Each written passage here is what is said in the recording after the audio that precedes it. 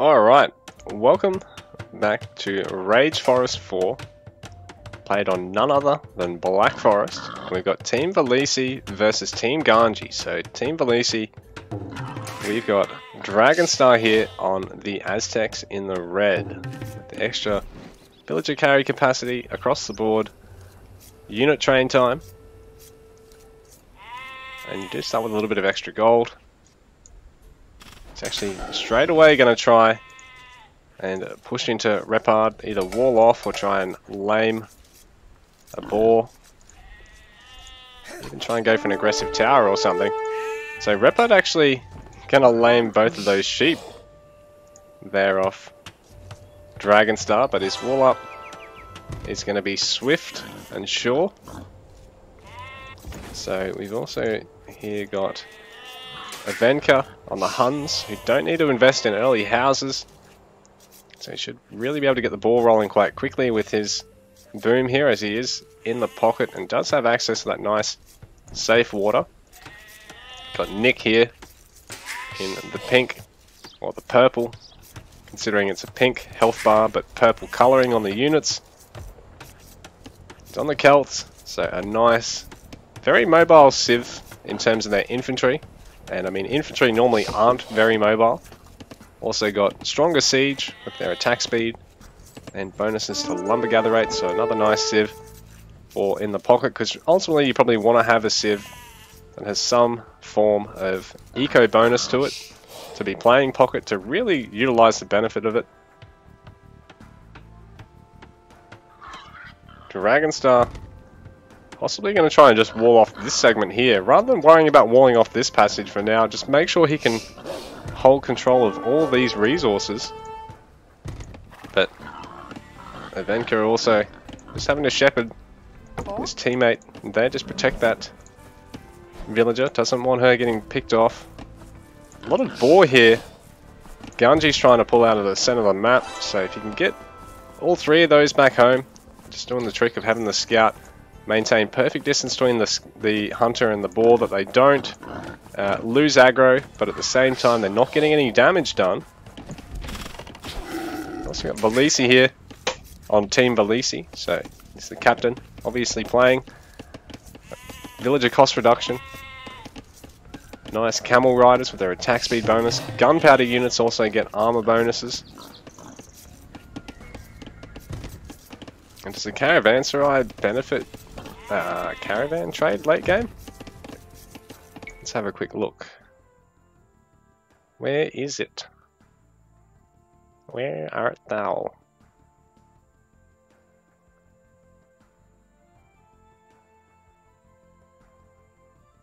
Ah, yep. So it'll just provide health top up for any caravans that have been chopped away at, and on top of that it increases the movement speed, so it just means the whole team reaps the benefit out of that.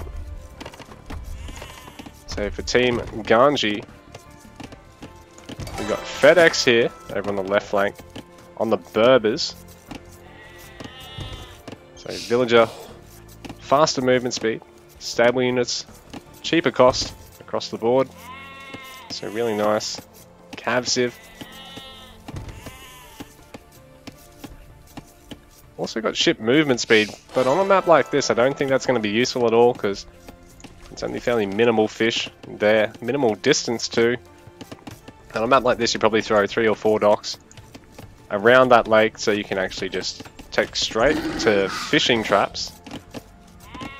Sleepy Swede here on that left pocket position for Team Ganji, who's on the Goths. So Dragonstar trying to wall in the wood gatherers here of Repard, so it's really minimizing the effectiveness of this lumber camp, trying to force his opponent to have to commit to a second one and ultimately slow down his economy. He's really got a villager having to chop away at those palisades. Also got who else we got here? Then over FedEx. Ganji here in the light blue on the Mongols. So great cavalry archer and light cavalry civ. And also going to really be able to relish in the extra boar on this map in the center because of his improved gather rate. So he'll be wanting to try and gather out of the boar as much as possible before he worries about gathering from his sheep. Being a pocket, he doesn't have to worry so much about being lamed.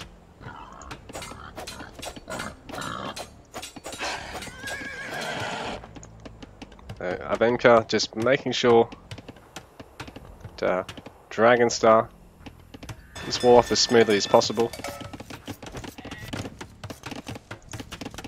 Lastly, in terms of the civs, we've got Repard here on Japanese, so they should really benefit from fishing on these lakes, but unfortunately for him, he's not been lucky with the seed. All of his teammates have seemingly got a lake and he doesn't, so it means that that little bonus is not going to be of any effect for him, but he does have cheaper gathering drop-off buildings. They're only going to cost 50 wood instead of 100. So it's probably not such a huge drama for him having to cut through palisades or have to replace lumber camps. It's just not as high impact for him as it is for other players here. Dragonstar taking no chances there. A third layer of palisades. He's got 2 layers over here and only a single layer here. It looks like things have settled down here. All these passages covered by both teams at the moment. So it'll be a fairly quick transition to castle age from both sides of the fence. Repard getting the tower just to prevent further walling here, but Dragonstar having planned ahead, already got 3 layers thick. It'll be a little while before this all gets taken down, and then he can even go for a 4th layer, which he's going to do on the safety of back here. It's still within tower range, but at the same time, he's only going to pull his villagers back to about here before they're out of range. So the tower being used to try and focus down the walls, rather than harass the villagers actually building the next layer as well. But Dragonstar bringing extra villagers forward just in case. And to also go for a watchtower of his own because he can start harassing these villagers of Repard.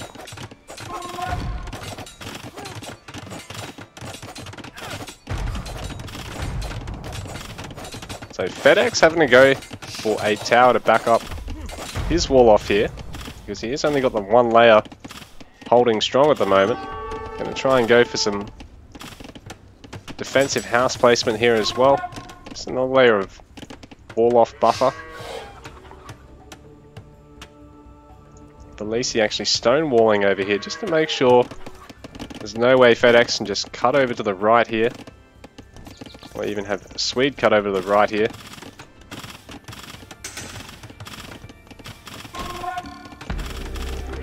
I believe the Japanese tower actually does have extra attack. Oh no, wrong civ I'm thinking of. Oh no, it is Yasamba, but Yasamba's an age 3 technology, so he hasn't got the benefit of that just yet. Just more so that his tower's been focusing down the enemy tower a little bit quicker.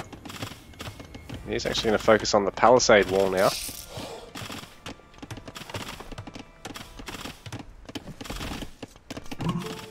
Things are going to settle down for a little bit here, I think. And our players be able to sit back and chill and just boom up as best they can. Right now, Repard is the smallest worker size at the moment. Villese is the largest. It's already up to a lot of fishing ships over here. He's even mostly walled this, left a space there just so he can get other stuff here, so he can get another villager down and put another dock here and here. But at least having that mostly walled, it means if he sees anything coming through the gates, he can just plonk down 1 more segment of palisade or stone walls, and they're nice and protected. And this choke here in the center, a little bit open for Team Villese. Team Ganji is still going to have to work through 1 layer of walls at least to get there though.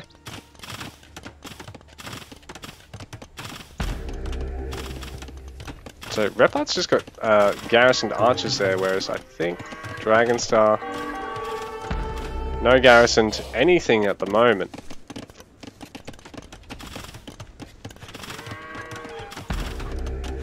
So Dragonstar, the pressure will be on him to constantly try and repair through this, because Repard obviously going to have a bunch of extra arrows. So Nick, already Castle Age, already got access to that mangonel, so he can start trying to bust his way through this.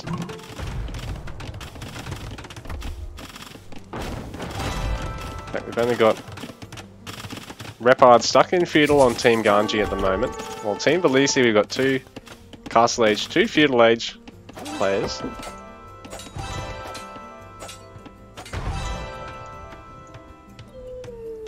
So Team Villese just letting each other know that they've got to try and wall up this middle segment just in case, because it looks as though Team Repard is trying to break through this central passage, just ignoring the side passages for the time being, especially considering a bit more care placed on them generally by both teams, just to make sure nothing's going to be coming through that wall off. But the tower's gone down over here, so FedEx having to try and cover this with stone walls or stone gates as best as he can.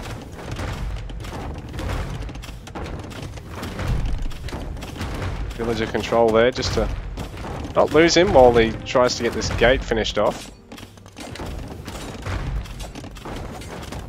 Still be a little while before those gates will come crashing down. FedEx, nice timing with the mangonel. Taking out one of Nick's there, and he might even be able to go for the other one, but it'd be good of him to actually keep that gate locked there, because if the scout cav had rushed through there, because the gates will automatically open if you're within a certain range of them. Could have been disastrous there for FedEx, but good awareness on his behalf.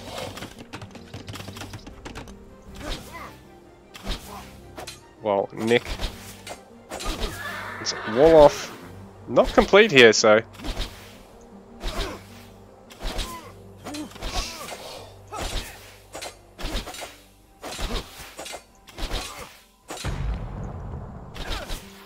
Repard able to find a gap there, and Ganji also escorting him through. The scout cav just offering a little bit more line of sight here, just so they know nothing's coming in to counter this.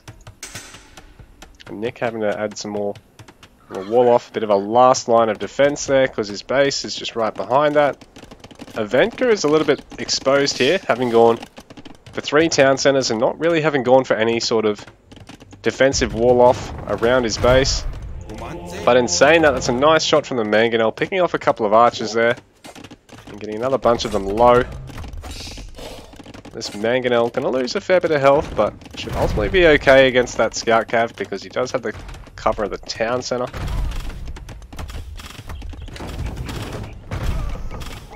One repairer being taken out. So this watchtower is going to need other villagers to jump out to repair it, otherwise it'll be falling soon.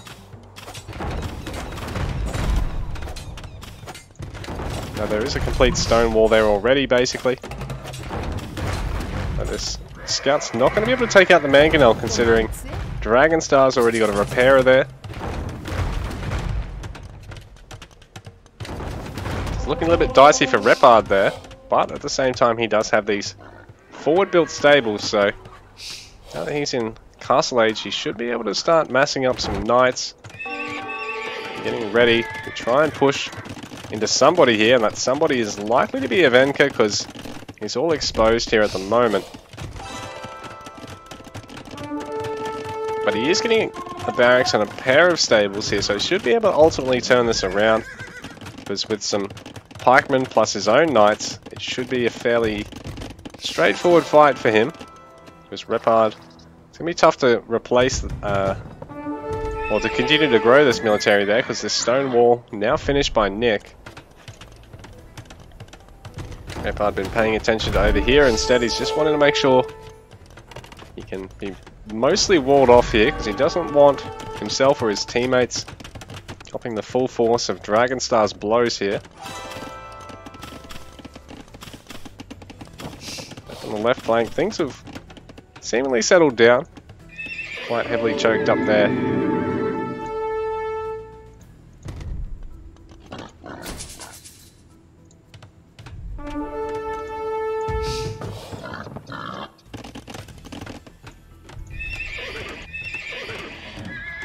Repard only has the pair of knights at the moment, not committing to any more. So this little proxy double stables hasn't quite panned out the way he wanted, because he's pretty much just invested the wood in it, and then the first pair of knights, and not been able to get any real value out of that. Avenka, he's been playing brave and bold by not having any wall off, but at the same time, the barracks plus the stables there, it's quite hard for dual stables to actually do anything against, because the moment your opponent just adds a couple of pikemen in amongst their own cavalry, even if the cavalry is slightly later, they're going to be able to take much more cost-effective fights.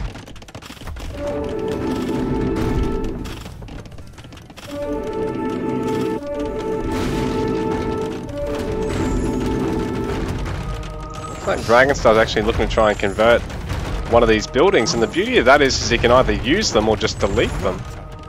In fact, Repard having to delete the range there, or the workshop gets converted, which is probably how Dragonstar would want things to be as well, because the archers are not as useful as being able to just pump out even more mangonels in this position. So he's already starting to produce out of that. Whereas a single archer production, you sort of need a critical mass of them so you can actually snipe individual villages for it to really pay off. Dragonstar putting some wonderful pressure here on Repard. Both players lagging behind all their teammates in terms of score because they're having to just commit so much extra to all this.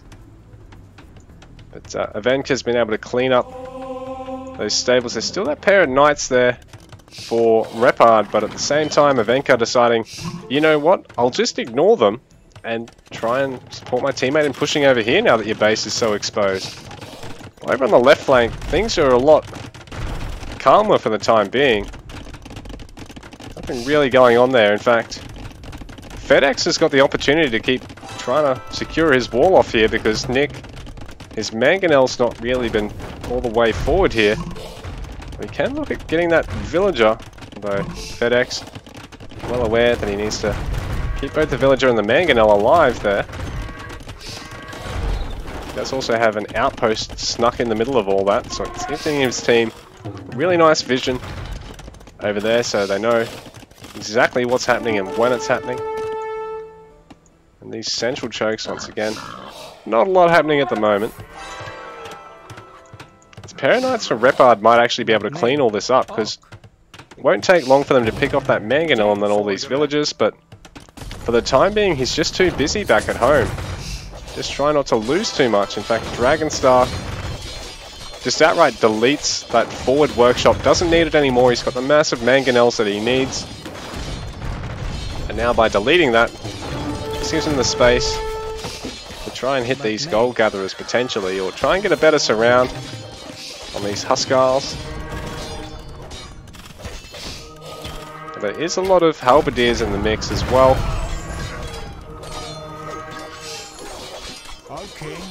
Aztec player. With all the upgrades from the monastery, he's got pretty tanky monks. It's sort of been a rough pairing of compositions here with Dragonstar and Avenka. It looks like Ganji and Swede should be able to clean all this up and get Repard back into the game. Repard has actually lost that town centre here, so he's trying to remake his eco from the safety of his allies' castles at the moment. Ultimately, everything being cleaned up there by Swede and Ganji, but Repard's taken a big hit through all this while Dragonstar's in a great spot. He is still lagging behind all of his teammates, but to nowhere near the extent that Repard is at the moment. Ganji moving everything forward here. Swede backing him up.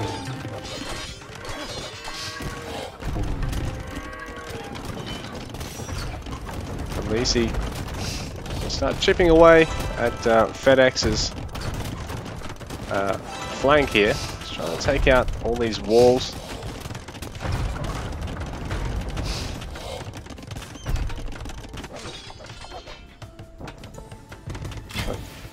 fortified walls here for Nick, so this will keep everything nice and safe. I don't think there's a gap there, is there? No, there's not, so Nick will be able to mass up a good army of champions.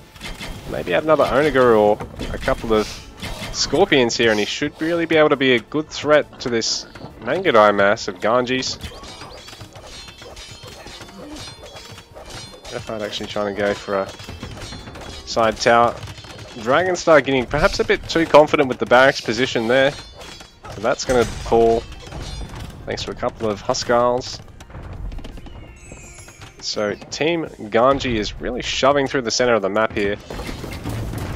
And he's seemingly in a better spot with his boom than any of the other pockets are. And he's followed up by his own teammate pocket player in that regard. Well, Ivanka and Nick, not quite as big of a score for both of them as it again is for Ganji and for Sleepy Swede. They're really making some nice ground here. And they're going to start pressuring Ivanka and Dragonstar pretty heavily, while Repard, for the time being, the pressure's off him at the moment. He's able to start re-expanding his farm eco back to his original base.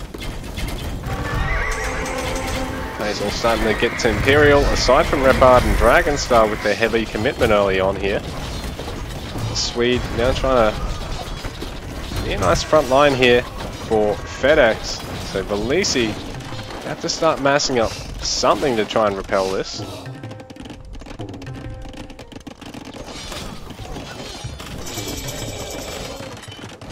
Dragonstar now hitting him. Repard will be a little while away from it.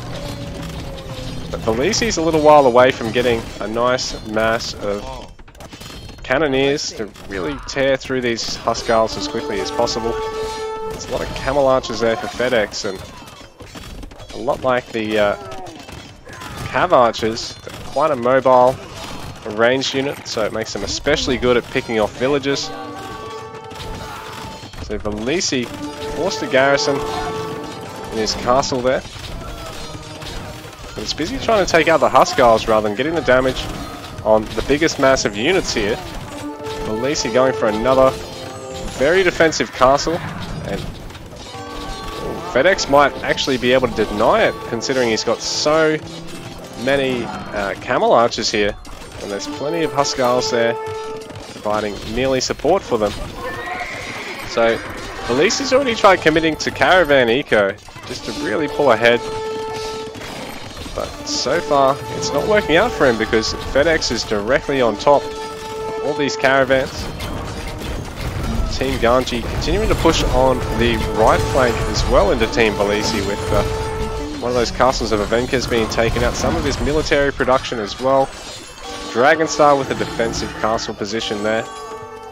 And it looks like Ivanka's actually largely cleaned up the front line here. So Ganji's going to lose his trebuchets, and he's having to be very careful with his Mangadai at the moment. But Villese, his eco not in too much of a better spot than Repard's at the moment. So Repard really starting to make his way back into the game, and Villese tapping out there. Team Villese, they're all done and dusted in game number 1 here. Team Ganji reigning supreme.